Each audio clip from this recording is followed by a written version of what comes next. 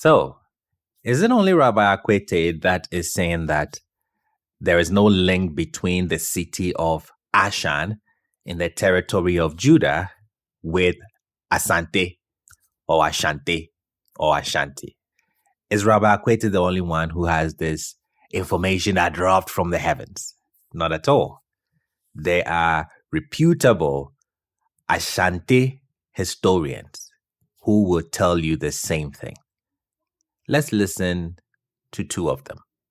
One is in English, the other one is in the local dialect, which I would translate for you. What does Ashanti mean? Where does the name come from? Let's listen in. Before we even get to Ashanti, let's talk a little bit about the Ashanti people from which she came. Who were they? Brief background of the Ashanti, and then we'll dive into the personality of the day, Ashanti.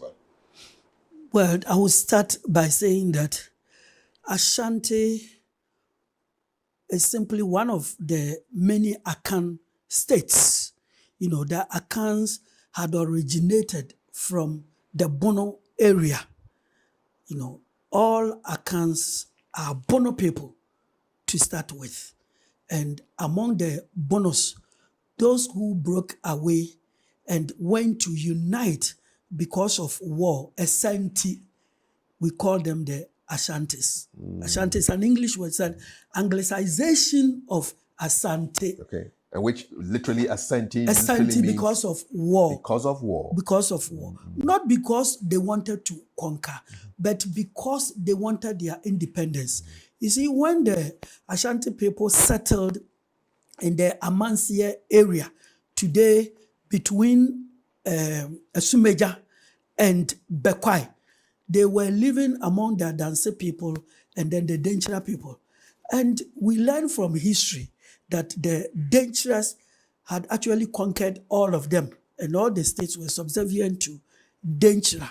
And we learn from history that at any point in time, the Denchirahini would ask you, bring your favorite wives, bring all the gold that you have. We also learn that the Doma people would bump upon the Ashantis and then fight them. At that time, the Domas were not in the Bono region. They were just living around the same area, an area called Suntresu. And they even killed one of the Ashanti chiefs called Obiri Yeboah. So the Ashantis felt, or these Amansia people felt, they had to come together because of the many wars against them. So not the wars they would fight, because of the many wars against them, they would unite and then protect their independence, which indeed they did when, after the death of Obiri Yeboah, a very able person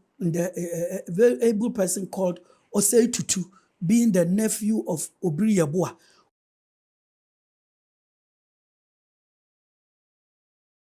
bonus, those who broke away and went to unite because of war, Ashanti, we call them the Ashantis. Ashanti is an English word, it's an anglicization of Asante. Okay. And which literally Ashanti means because of war. Because of war. Because of war.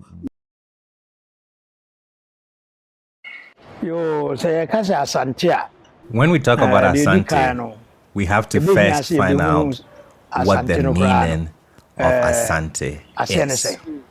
Asante said in the Esa. The name Asante comes from Esa, Inti. Esa, Inti. Two words. Esa, and then Inti. So the name comes from two words or two sayings. Esa and Inti. The Esa part of Asante stands for war, to fight. In the singular, Esa. In the plural, is Esa. So this is their name, the meaning. When they were forming together as a confederation, they asked, why are they coming together? And they said, Esa Inti, because of war. So, there you have it. Ashanti comes from Asa, Inti. Esa Inti. They are the Esa Inti people, or Asa Inti 4, Asante 4. The name has no connection with anything in the biblical text. Even the name Akan has no connection with the biblical text. We'll get to that some other time.